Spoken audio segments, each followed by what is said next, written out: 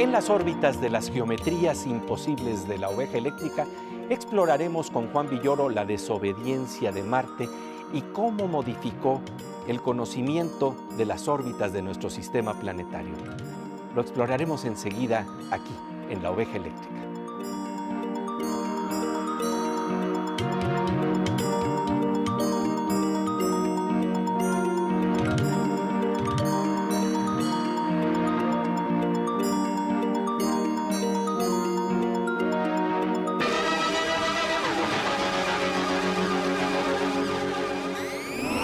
Bienvenidos a las geometrías asombrosas de la oveja eléctrica, el programa de ciencia y pensamiento de Canal 22. Hoy hablaremos con Juan Villoro de la desobediencia de Marte, el desafío que impone la realidad a nuestros modelos de conocimiento. ¿Qué tal, Pepe? ¿Qué tal, querida Silvina? Pues así es, el novelista, ensayista, periodista y dramaturgo Juan Villoro escribe una obra estrenada en el Teatro Helénico que retrata el drama de la búsqueda del conocimiento, del conflicto entre la teoría y la evidencia experimental en dos grandes exploradores de las órbitas planetarias, Tycho Brahe y Johannes Kepler. No se pierde esta interesante conversación entre Juan Villoro y Pepe Gordon.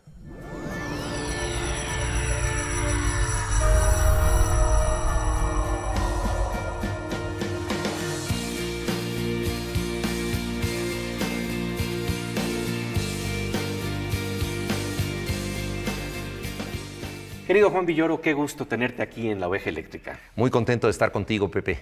Oye, pues para hablar de una obra de teatro, La desobediencia de Marte, en donde hay dos personajes que representan lo que en lucha libre se llamaría rudos contra técnicos.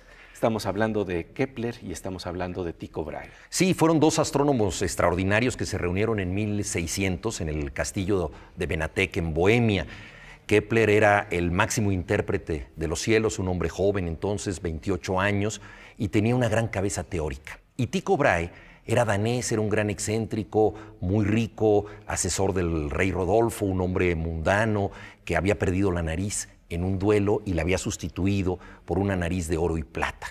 Y era un científico experimental, era alguien que observaba el cielo y tenía las mejores tablas de medición de la época. Entonces, uno tenía los datos, Tycho Brahe, y el otro tenía la cabeza para interpretarlos. Se necesitaban mutuamente, pero al mismo tiempo recelaban el uno del otro, porque si predominaba uno sobre el otro, ganaría la gloria y además impondría su teoría del cielo. Entonces, de este conflicto surgió el desciframiento de las órbitas de los planetas. Eran dos amigos íntimos que al mismo tiempo eran enemigos. Me pareció que era una relación sumamente teatral.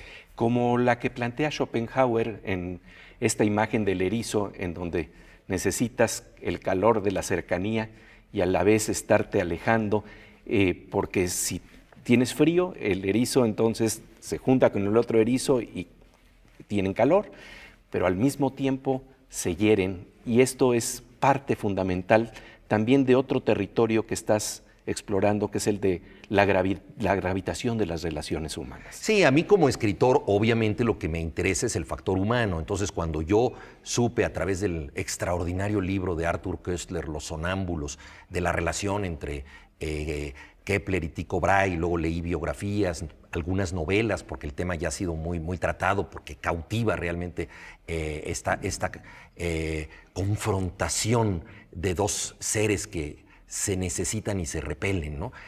A mí me interesó imaginar un poco la condición humana, cómo hablaban, cómo se reunían, cómo disfrutaban o se emborrachaban. Kepler era muy hipocondriaco, padecía físicamente, venía huyendo de guerras religiosas, había sido castigado brutalmente por su padre, había perdido varios hijos siendo todavía muy joven, y el otro era un hombre rico, gran constructor de observatorios. Hay un premio actualmente que es el premio Tycho Brahe, que se da a los que fundan observatorios o construyen telescopios.